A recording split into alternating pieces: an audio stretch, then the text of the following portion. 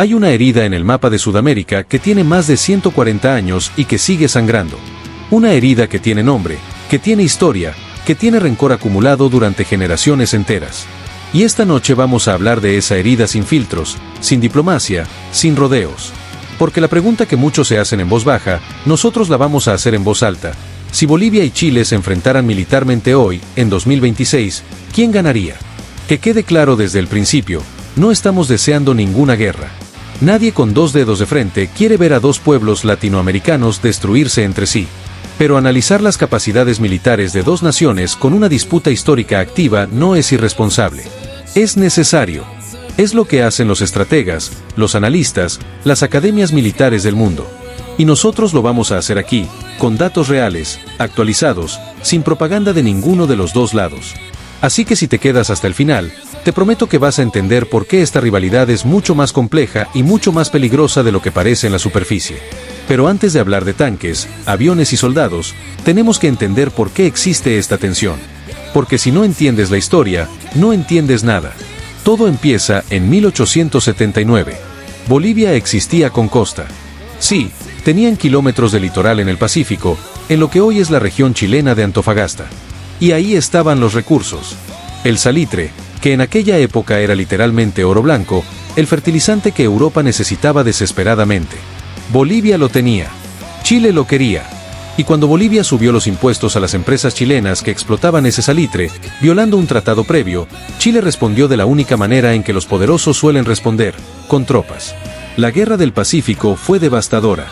Bolivia no solo perdió la guerra, perdió el mar, perdió su costa, perdió su ventana al mundo. Y desde ese día, Bolivia quedó encerrada entre montañas, condenada a pagar peajes a sus vecinos para importar o exportar cualquier cosa. Ese dolor no desaparece. Se transmite de generación en generación. En Bolivia, el 23 de marzo se celebra el Día del Mar, todos los años, para recordar lo que perdieron. Para que nadie olvide. Y Chile, por su parte, considera esos territorios suyos de manera absoluta y permanente. Ahí está el nudo del conflicto. En 2013, Bolivia llevó el caso a la Corte Internacional de Justicia de La Haya. Exigía que Chile negociara una salida soberana al mar. En 2018, la Corte falló en contra de Bolivia. Chile ganó jurídicamente, pero la llama del resentimiento siguió ardiendo. Y mientras la diplomacia va y viene, los ejércitos de ambos países se siguen mirando. Se siguen midiendo. Vamos entonces al presente. Al 2026. A los números reales. Empecemos por el ranking mundial. Según el índice global Firepower 2026, que analiza las Fuerzas Armadas de 145 países del mundo, Chile ocupa el puesto 49 con un índice de poder de 0.8704.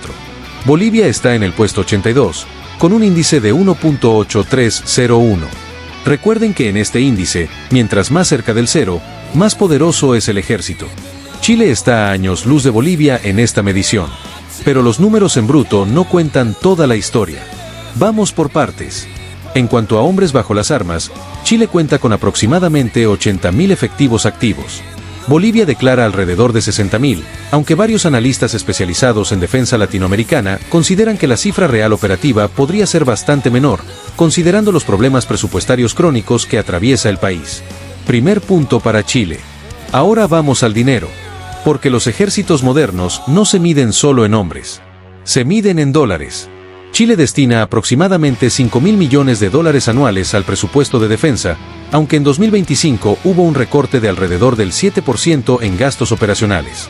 Aún con ese recorte, mantiene su llamado aporte basal de $488 millones exclusivamente para adquisiciones, modernizaciones y repuestos. Bolivia, por su parte, atraviesa su peor crisis económica en décadas.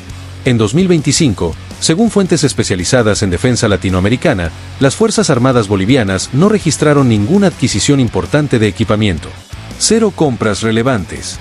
Los escasos recursos que tuvo el ejército boliviano se destinaron a combatir el contrabando en fronteras, apagar incendios forestales y atender desastres naturales.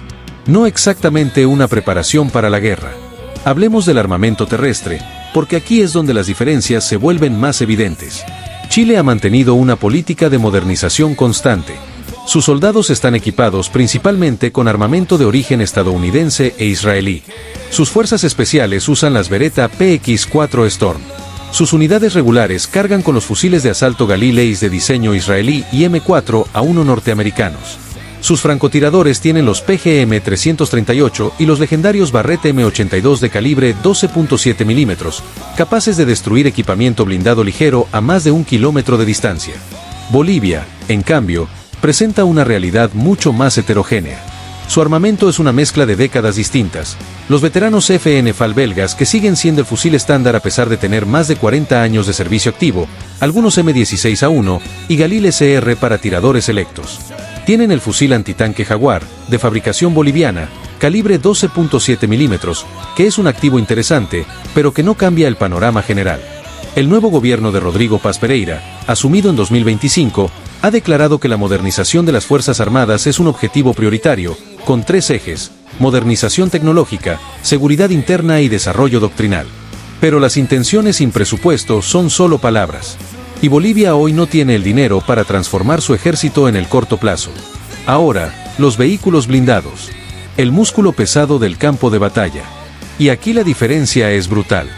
Chile tiene una flota de tanques que incluye los Leopard 2A4, los tanques alemanes que son considerados entre los mejores del mundo occidental. En 2025, ya comenzaron a recibir los primeros Leopard modernizados con el sistema de control de tiro Volcan de la empresa turca Aselsan, con visión térmica para el conductor, accionamientos eléctricos y mejoras en conciencia situacional. Los primeros carros modernizados pasaron las pruebas de validación con fuego real en el desierto. Eso no es un ejército dormido. Eso es un ejército que invierte, que actualiza, que no descansa. Además, Chile tiene el sistema de artillería M109, obuses autopropulsados, lanzacohetes La 160. Una capacidad de fuego de apoyo que Bolivia simplemente no puede igualar. ¿Y Bolivia? Sus blindados son principalmente los tanques ligeros SK-105 Cuirassier y los vehículos blindados E-9 Cascabel, ambos de diseño austriaco y brasileño respectivamente, ambos con décadas encima. En total, ni siquiera llegan al centenar de unidades operativas. Para ponerlo en perspectiva, Chile tiene 10 veces más blindados que Bolivia, y cada uno de los suyos es superior en tecnología. Pero si hay un área donde la diferencia es verdaderamente aplastante, es el cielo. La Fuerza Aérea de Chile opera 46 cazas F-16, entre las variantes Block 50 y los MLU adquiridos de Países Bajos. Y aquí viene lo importante que el video original no mencionó. En 2023, Chile firmó un contrato con Lockheed Martin por $177 millones para modernizar su flota F-16 al estándar M6.6, con mejoras en aviónica, radar, sistemas de comunicaciones y compatibilidad con armamento avanzado. Algunos analistas apuntan a que el programa podría incorporar el radar AESA-APG-83, uno de los radares de combate más avanzados disponibles, con un rango de más de 350 kilómetros. El objetivo es mantener estos aviones operativos y letales más allá del año 2040. Bolivia, mientras tanto, tiene la Fuerza Aérea Boliviana enfocada principalmente en misiones internas, lucha contra el narcotráfico, extinción de incendios, apoyo a la seguridad interna. Su flota de combate se reduce a unos pocos cazas ligeros K-8 Karakorum de origen chino. No tienen aviones interceptores. Y esa es precisamente una de las asignaturas pendientes que el nuevo gobierno boliviano reconoce públicamente. Bolivia completó en 2023 su Sistema Integrado de Defensa Aérea y Control de Tránsito Aéreo, el SIDACTA. Tienen los radares para detectar aviones enemigos. El problema es que no tienen con qué responder si esos aviones aparecen. Es como tener una alarma de incendio sin extintores. ¿Y los aliados? ¿Quién estaría al lado de cada uno? Esto es crucial y raramente se analiza en profundidad. Bolivia en los últimos años ha construido relaciones con China, Rusia e incluso Irán, buscando proveedores de armamento alternativos al sistema occidental. Sin embargo, y esto es clave, ninguno de esos países tiene obligaciones militares de defensa colectiva con Bolivia. Son socios comerciales, no aliados de defensa. Si Bolivia entra en guerra con Chile, China no va a mandar tropas. Rusia tiene sus propios problemas en Europa. Bolivia estaría sola. Chile, por su parte, tiene vínculos históricos y operativos con Estados Unidos a través del Mecanismo de Ventas Militares al Extranjero, FMS. Virtualmente todo el armamento avanzado chileno llegó por esa vía. Eso no significa que Estados Unidos fuera a intervenir militarmente, pero sí que Chile tiene acceso preferencial a la tecnología y el suministro militar norteamericano, lo que es una ventaja estratégica enorme. Hay otro factor que casi nadie menciona, la geografía. Si estallara un conflicto en la frontera entre Bolivia y Chile, ¿dónde sería? principalmente en el altiplano, a más de 3.500 metros sobre el nivel del mar. El ejército boliviano conoce ese territorio. Sus soldados viven y entrenan en altura. Eso es una ventaja táctica real que Chile tendría que compensar con tecnología y logística superior. Además, Bolivia tiene algo que Chile no puede ignorar fácilmente: profundidad estratégica. Si Chile avanzara, encontraría montañas, altiplano hostil, condiciones climáticas extremas. El ejército boliviano podría replegarse y convertir ese terreno en su aliado. Pero hay que ser honestos, la ventaja geográfica, aunque real, no compensa la brecha tecnológica y de equipamiento que existe entre ambos ejércitos en 2026. Entonces, ¿cuál es el veredicto? Si existiera un conflicto abierto hoy, en 2026, con los datos que tenemos, Chile ganaría. No hay forma honesta de decir lo contrario. La superioridad aérea con sus F-16 siendo modernizados con tecnología de última generación sería definitiva. El control del cielo en una guerra moderna no es una ventaja más. Es la ventaja. Quien domina el cielo, domina el campo de batalla. Además, Chile supera a Bolivia en blindados, en artillería, en presupuesto, en modernización de infantería y en acceso a suministros de armamento avanzado. Pero también hay que decir algo importante: Bolivia no es un ejército sin valor. Tiene soldados con experiencia en terreno hostil, tiene motivación histórica y tiene un territorio que no es fácil de conquistar. Una guerra entre estas dos naciones no sería una victoria rápida ni limpia para nadie. Sería costosa, prolongada y devastadora en términos humanos y económicos para ambos lados. Y precisamente por eso, porque ambos países lo saben, es que la guerra no ha ocurrido. La disuasión funciona. Chile tiene suficiente músculo para que Bolivia no quiera intentarlo. Bolivia tiene suficiente terreno y suficiente respaldo diplomático internacional para que Chile no quiera arriesgarse. Lo que sí está claro es que esta rivalidad no va a desaparecer. El nuevo gobierno boliviano de Rodrigo Paz habla de modernización militar. Chile sigue invirtiendo en sus F-16, en sus Leopard, en su marina. Ambos países se observan, se calculan, se evalúan. El mar que Bolivia perdió en 1879 sigue siendo el centro de todo. Y mientras esa herida no tenga una solución diplomática aceptable para ambas partes, la tensión va a seguir existiendo. Los ejércitos van a seguir mirándose por encima de las montañas. La pregunta no es si Bolivia y Chile podrían entrar en guerra.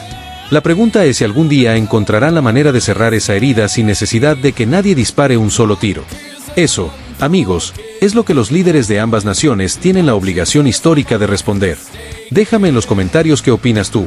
¿Crees que Bolivia y Chile van a encontrar algún día una solución real al tema del mar? ¿O esta rivalidad es para siempre? Si este video te aportó algo, ya sabes qué hacer. Y nos vemos en el próximo.